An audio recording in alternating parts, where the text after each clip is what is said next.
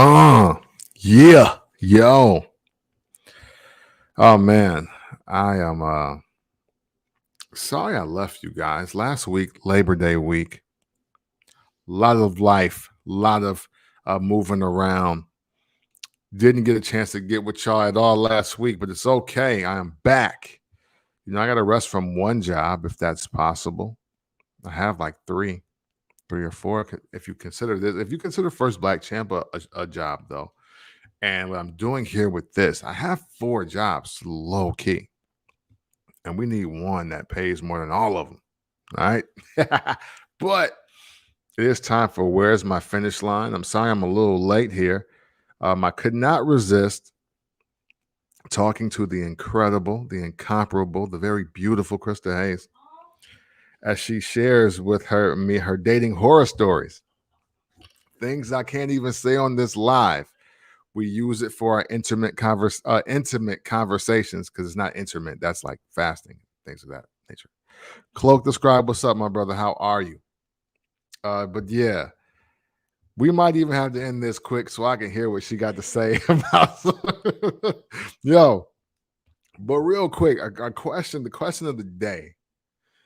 And this is for men and women. All right. I think it's a two-part question. Let's go two-part question. Do you know anyone who attended and graduated Morehouse College? Okay. And what is your general opinion of that Morehouse College graduate? That's it. That's all I want to know. The time limit on that will never expire. I want to know next year. All right. Like, I want to know. Just like Joe, I want to know what you know what I'm saying? What is your thoughts on Morehouse College graduates if you know any? Like, don't make a generalization. I want you to really know somebody there. Okay. But this is Where's My Finish Line. We are back and we are here to talk about moments and experiences. I'm going to sip some water.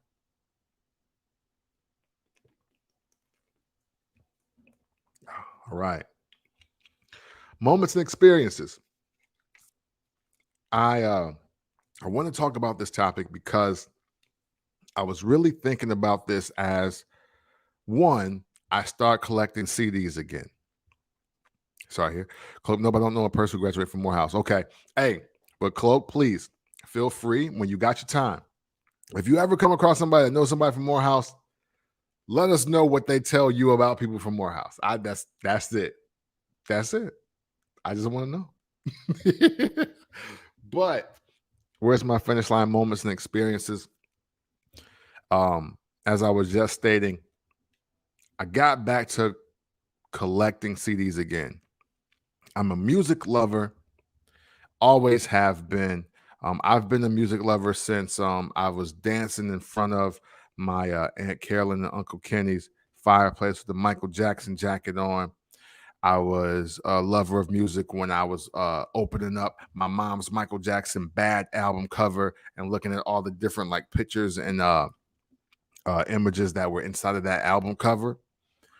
And it just carried on to me from like first time seeing The Boys. And I don't know if y'all know about The Boys, but The Boys is like, one of the first offsprings of New Edition. They had a really big song called Down My Heart.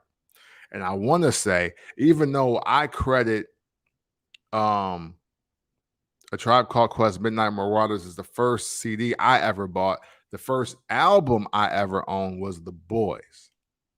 Yes, that's got to be it. I don't remember anything before that. And I used to play Down My Heart like all the time. I think I had it on cassette too. And that was before Crisscross, totally crossed out the CD. I had it before then. And I remember when it came to Freeport to the Masonic Temple. Two things about that moment. One, that was the first time my grandmother saw me dance and have a good time. And she was so tickled by it. And two, I didn't realize that Benny and Bernice Brown were the grandparents of The Boys. And they live right next door to my grandma on Pleasant Street. And that's a moment in time that I'll never forget. Obviously, I'm 40 years old. That happened when I was like 9, something like that. And I wonder with moments like that and just the feeling of purchasing CDs, like how are we building moments and experiences in this current era? This current era where technology has brought the entire world closer together to non-verbally communicate.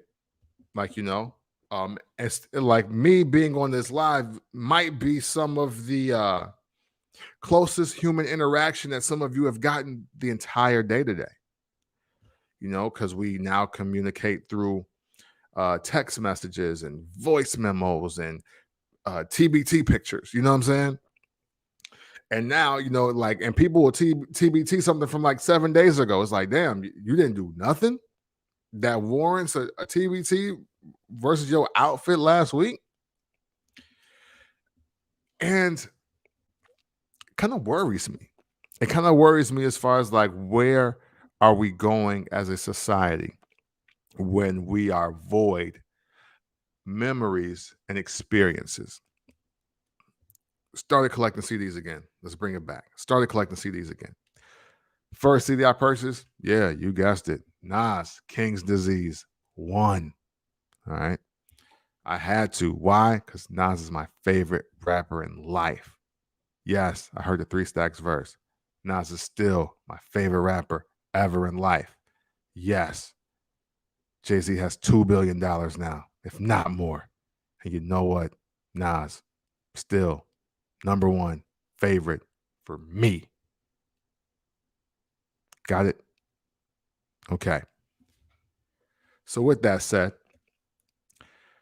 I like the aspect of purchasing that CD for this very reason, right? One, it marked me being 40 years old and still keeping a piece of, I feel like, my fabric and my childhood alive, right? Because whenever I purchase a CD, I think about just other moments in time that I had buying or collecting or acquiring CDs. And even though I didn't buy it the day of, I didn't rush to Earwax or Media Play or Best Buy to go purchase King's Disease. I got it in the mail, and at least like when I got the alert, as I'm jacking up my whole little camera here, when I got the alert on my email, and I was like, oh, it's here, and I was super giddy about it, like I was a child. And the thing is, I was like, I can't wait to play this on the way to work today. Like, I gotta hear this on the way to work. And I took a picture. I think you guys have all seen it. And I think if I can, I don't know how it works yet. I'm trying to do more research, and it's been a while. If I can NFT that, because the picture I took is with the CD still and with the plastic on it. If I can NFT that, I'm gonna NFT that. But I don't know how that works because I own the CDs, but I don't own like Nas's like catalog per se. You know what I mean?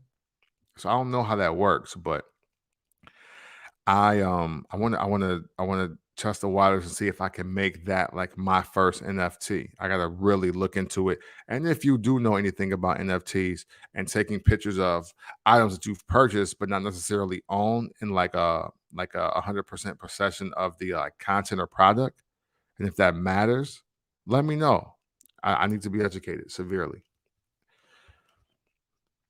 But as I purchase that CD, that will now be a moment. Like that's going to be now a moment of my summer of 2021. And I've had some incredible moments of 2021 for this summer.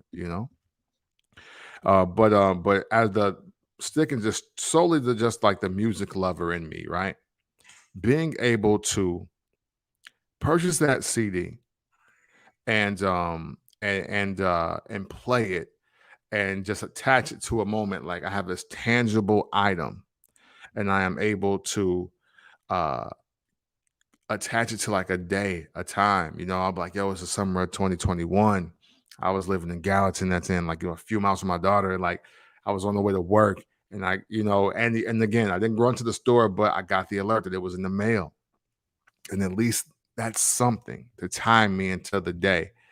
And I wonder for the new age music lovers, because music lovers never like I'm not the last generation of music lovers by far. But what are you all doing to create moments and experiences? My last season at Live Nation, I think it was 2019. Yeah, it was. I met a couple there at the show, and I forget what show, so please forgive me. But they were like, "Hey, we got these e-tickets, but is it possible that we can get like actual like hard copy tickets?" And of course, younger people, and they weren't an old couple. I mean, I might have been like older than them because nobody believes I'm as old as I say I am. But a lot of people look like, why would you want an e-ticket? Why would you want? I mean, like, why would you want a physical copy of a ticket? Like, you're already in the show, blah blah blah. And like they were kind of giving them a hard time. And the guy simply said, "Man, because I need something to commemorate this moment." He said, like, I mean, yeah, I could get a T-shirt or a blanket or something like that, and we could take pictures, but having the ticket to say that I was here and this is like the real like Live Nation ticket, like it's like I want that. Like I'm gonna frame that. And it totally blew my mind because man, instantly when he explained it to me, I felt him and I was doing whatever I could to get him some tickets. And long story short, we did get him some hard copy tickets. We got them, I actually got them replicas, or I guess could say copies, not necessarily replicas of their actual, Live Nation tickets for the show. And he was just like, just extremely gracious and was like, "Wow, man, thank you very much. Like, I always try to do this if I can." And I could tell that I was talking to a person that really is into like his moment and the experience, you know. And it did make me think. Um, I'm sure by the time I got to college or left for Chicago or maybe Atlanta, it was gone or destroyed. But I held on to my Notorious B.I.G. and Junior Mafia at the Metro Center ticket for a long time. Like I got that ticket stub in what it was summer of 1996. Yeah, because I was literally one of the last people to see Notorious B.I.G. perform live before he died. He died less than a year from that. And I would love to still have that ticket. I do not know where it is right now. Well, it's probably compost right now, right? Because my mom has moved like 3 times. Like I would like it. It's still the first actual concert I've ever been to, and nobody can ever take that away from me. And I do have the experience of that moment. But like it does kind of suck that I don't have anything tangible to show for that day happening. Because even when I wrote it on my even when it's like the question on my lanyard, people can't believe it. One, because they think I'm lying. They was like, "You were probably born in 1997." It's like, no, I was like 16. Like, so let's start there. And when I say, yeah, no, it was a Notorious B.I.G., Junior Mafia, No Lil Kim, and the Lost Boys. That was the first concert I ever went to. And me, my cousin Corey, and my cousin Antoine, we all went. And it was the most violent night at the Metro Center probably ever in life. And we'll talk about it at a later date. All right. We're already 14 minutes and some change in. I don't have time to tell y'all how that went. And I would love for one of them or both of them to be on the live when we had that conversation because they're like 3 years older than me. So like now, granted, I'm like 15 when we go to the show, and it's just madness. Like real quick, I knew the night was getting out of control when a dude I was standing in line trying to get a pretzel because I love pretzels from Freeport, Illinois. Pretzels to the USA. And while I'm sitting in the line, this dude, he was just like, yo, what's up, dog? I was like, yo, what's up, man? And then I'm just sitting there. I'm in the line. And then all of a sudden, that same guy, very polite gentleman to me, picks up this garbage can and dumps it on this other dude and just start beating the garbage can. Blew my mind. I had no idea what was happening. Why are you beating this man inside this garbage can? And that becomes the lightest moment of what happens that entire night. But I digress. This is where's my finish line. We were talking about moments and experiences and how do we build them in this new millennium, this new era, this new generation of like just technology. And I'm curious to know what you guys are going to do, or if you're doing anything. Have you even thought about it? I've begun to think about that as I just get really in tune with the things I want out of life and the things that I want to do. Like for instance, ooh, this is cool right here. I'm glad we didn't get this away. See this right here? This. What up, Dub? Nah, hey, one week we gonna get on here and talk about this. But look, listen, this might is this not that's not incriminating if I have a hotel key card, is it? I don't. It's too late now. But this card is not just a card. This card is representation of a lot of things. This card instantly draws back a memory of a few things, right? One, my 40th birthday weekend. I'm not quite 40 when I'm in this place, but I'm about to be. Two, being in this space and seeing the mushroom room with Krista Hayes and her reaction, and how she didn't want to say it because we're still filling each other out at this point.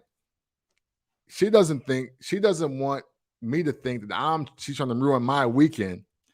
But I'm like, you know me. Well, some of y'all that really know me, it's like, no, let's just be real and let's like fix stuff, right? Then this also makes me think about how this lady was definitely trying to be a lick 'em low lover and was trying to scoop Krista from me at the bar at the in the area, you know what I'm saying, of the dive. Like it's a lot. But I think about things and like, and I have this, this is commemorative to me now. We can't get rid of this because it means even more than that, So what are we doing? What are we doing to capture our moments and create memories? Because to me, honestly, man, it's bigger than selfies. It's bigger than skyline pictures and sceneries. Like I like tangible things, moments you can't relive. Now I said it best. You know what I mean? And that album's on pre-order. Like, what are we? How are we? What are we qualifying as experiences now? I get the pandemic is going on, right? And I get that people that have COVID or experience COVID or just companies just trying to be safe from COVID are attempting to be as safe as possible. But even though I'm a fan of Versus, I got to admit, I don't want to enjoy every single concert from my home. No matter what size TV I have, no matter what size speakers I have, no matter how great my internet connection is, some artists, I really do believe you have to see live. One of the best shows I've ever seen in my life so far, unquestionably, is the band Chicago. Chicago is amazing live. And I wouldn't know that if I wasn't physically there myself to hear them play their music. Saturday was already my favorite Chicago song, but to hear that band perform it live took it to a whole nother level that I didn't expect. Foreigner, another group It sounds really great live, and they sound different every time.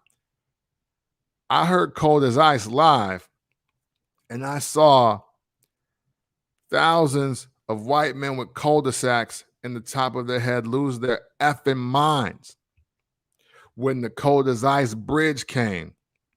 And I got chills because the guy who's not even the original front man for the group sounds just like the original recording.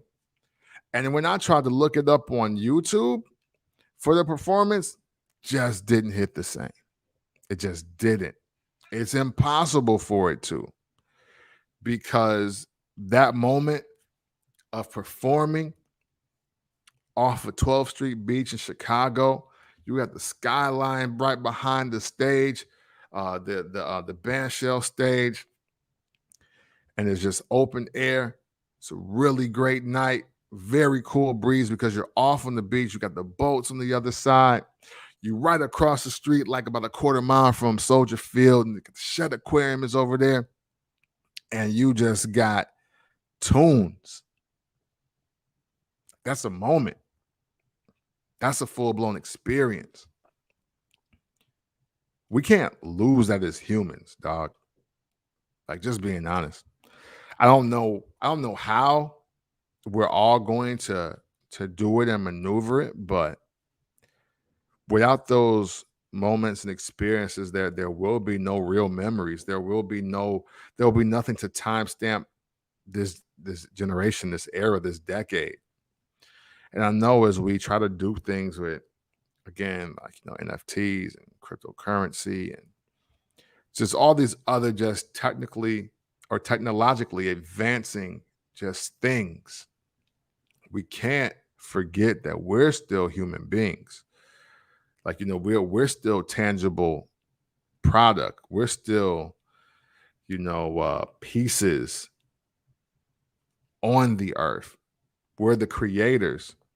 And I don't even mean that it's just like you do music, movies, art, whatever. Like, a kid planting a tree is a creator in a sense, An architect for a building is a creator. A woman in her garden is a creator, And I don't think we truly understand the value of all of that. It's much like what I was saying last week when y'all was going just totally like just I don't want to offend anybody with special needs, but when y'all was going super dumb over the Kanye and Drake albums, right? Most of you, I'm not nobody that I can see on the live at the moment, right? And I was saying that how we are beginning to devalue art and artists because one, comparison is the thief of joy. People are really trying to tell you the Kanye album is better than the Donda album, and like literally, my brain couldn't even wrap around both of them at the same time and in the same week. But not only that, it's like, man, why aren't y'all just taking in the moment of listening to the Kanye album? Or, hey, look, I'm going to take in this moment to just check out Drake's, 10th album. You know what I'm saying? Like, it's something like, and that in itself, you know what I'm saying? Like, Drake probably dropped like his 10th album, and we trying to figure out if it's better than Donda. Nah, that man got 10 albums. How did album number 10 sound? How did you feel when you hit play on the 10th album? If it is, I don't know. It might not be the 10th album. I don't know if Care Package counts. Care Package counts in the dark, scary hours thing, and the other one with the eyes and the we like peeking through the bushes. I don't know. But I think about that and how come when he dropped that album, the same conversation with 444 didn't happen.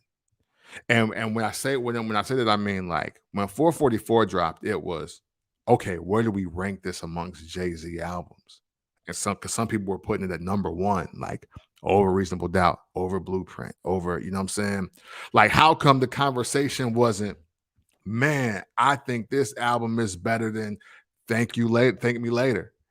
Or, oh, do you think this is as hard as Nothing Was the Same or Take Care.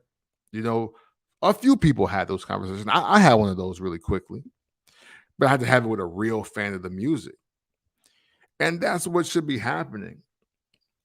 Same thing with Kanye West. You know, many of you feel like that's the best album he's dropped in like a decade. And that's cool. That's fine. But let's leave it there. Like, create the moment, enjoy the experience. Stop living to, compare and commentate, you know? It is gonna happen. I mean, I'm not gonna stop, commentating because I think this is part of life. But like, don't get so overzealous with it that we're totally disregarding the moment that's taking place. I think that's super important.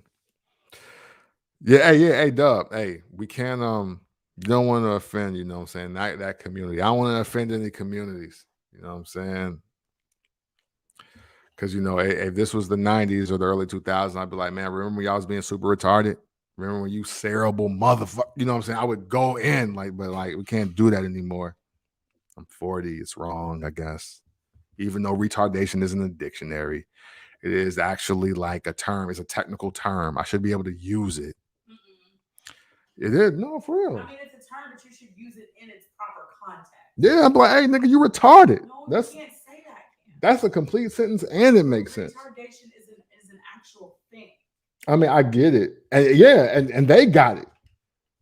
But listen, we're that like, right? It's right, exactly. F that, man. Look, let's start calling dumb people dumb again. You know what I'm saying? That's all. I'm just an advocate of just calling it like we see it, calling it what it is. It is. You know what I mean? But moments and experiences. Where's my finish line? Thank you guys. It's 27 minutes in. We got right, man, or make them shut up now. You know what I mean? But 27 minutes and some change in, man. We can open it up. I got jewelry for you. I got new jewelry. I don't think I've shared any of this because I thought of some while we were out, and we're gonna share those for sure. Yeah, man, creating moments and experiences. I could talk about this for a lot longer, but I try to keep this to a half hour so y'all can extend the conversation on your own time. Hopefully, what I'm building here is moments and experiences. I had a very cool moment. Matter of fact, let me share one last cool moment. I hop on this live, right? And I'm just here to talk my talk. And even though a lot of the episodes early started on about me, I don't really want to talk about me. I want to talk about things like this, like just the foreshadowing of the future, and maybe incorporate some nostalgia if I can. Or, I would love to have guests or just conversation and banter, because I just like conversation. Not for me to, berate or just talk down or about anybody, because I'm very curious about how humans think, and even myself and how I think, because I know I just naturally think differently, and I'm not afraid to say what I think. And this past weekend, I didn't realize that I had like coworkers and management watching these sometimes. It totally threw me for a loop that they are seeing these, and I was even asked, like, hey, you want to get back in radio, don't you? Like, don't you want to get back in radio? And it made me think, part of me like, yeah, absolutely. But like, I want to do talk radio though. And they don't make the talk radio space available for this. If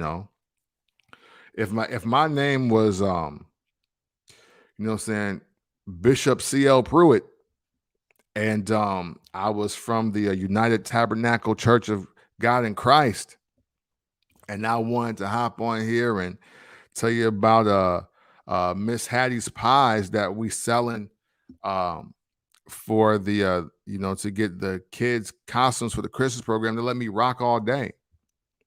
Or if I was Republican Cam and I wanted to tell y'all about what the scum of the earth Joe Biden is to me, and how the Democrats are going to ruin the next 12 years, to let me rock all day.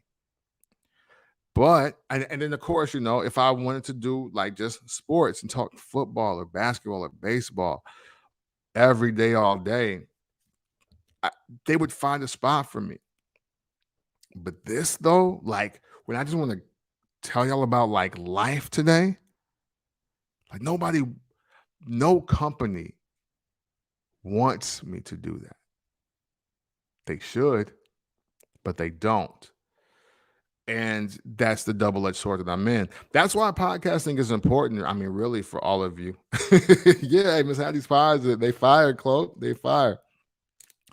That's why I enjoy the podcasting space, because I do have a lot to say about things that are just not the instant hot buttons, but they should be. I want to talk to a lot of interesting people. This is why my original podcast, my solo podcast, Came from the Port, was supposed to be like my version of the Joe Rogan Experience. And I still want to do that. I have to tweak the concept of the idea now, especially since I no longer live in Illinois, but it's still something that I would love to do. And even here, where's my finish line? It's kind of a derivative or a subsidiary, if you will, of that idea.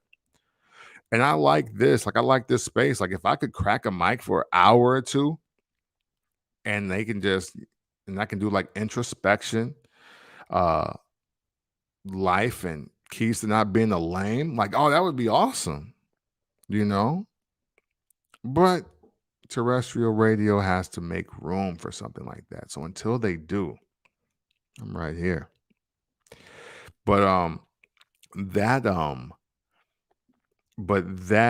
that moment, if you will, yes, that moment of talking about wanting to be in radio and yet figuring it out, it actually even made me think about how serious I take this, you know.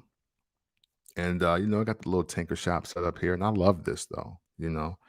This is the most comfortable I've been doing solo content in a while, and I'm not so bogged down by it, because I have those memories of just shooting video, downloading video, editing video, trying to post produce video to maybe get 11 people to watch the host.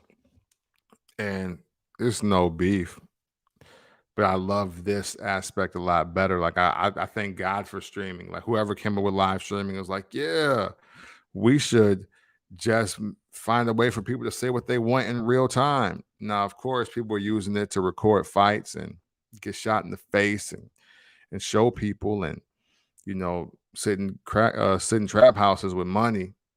But now that all that's filtered out, you see I'm a little more prominent. It's cool. Hey, thank you, man. You know what? I don't know. You know what? I'm not gonna act like Camp from the Port / Where's My Finish Line. I'm not gonna act like we are going to like revamp and do something over. But I really do think I should start thinking about expansion in some type of way. There's got to be something I can do with this, um, to make it make sense for everybody and have some fun also. Because if I'm not going to have fun, I'm not doing it. But we'll think about it. We'll keep trying to think of moments and creating experiences for all of you to enjoy. All right. Where's my finish line? We are over 30 minutes in. I think it's time for some jewelry. Unless y'all got anything that y'all would like to offer today. I don't think so. So it's jewelry time, man. Hold on here. Oh, I got 4. I think I got 4. Some people. Okay. Yes. Oh, yeah, man. Oh, yeah. We got to use these. Okay. All right, fellas. Keep the show fun and realness. Yes, absolutely. So here's some jewelry for the day. I'm only going to read. No, I got 4, but we'll be back Wednesday. So I'm going to read 3 today. I don't think I've told y'all these. All right, fellas. September Summer is about over. Yes, black folks, summer is not over on Labor Day. You gotta get all the way like to the 22nd before it's actually fall. And as we enter the preliminary rounds of cuffing season, I want you all to know, especially you fellas out there, don't skeet her if you wouldn't keep her. Right? That should be self explanatory. Don't skeet her if you wouldn't keep her. Okay? It's going to get cold outside for a lot of y'all, man. Make sure that you're taking care of yourself the best way you can. This one was inspired by just seeing a lot of just fake cool on the internet. I feel like providing backstory today. Seeing all the fake cool on the internet made me think of this, man. Some people have been cool their whole life, and some people are cool because of who they hang around. And the internet might have you confused on who's who, what's what, you know?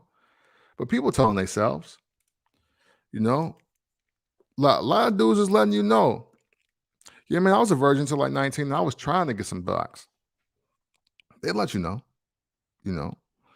A lot of the guys that like comic books and anime and wrestling, and I'm in there because I'm not, I'm not exempt from this.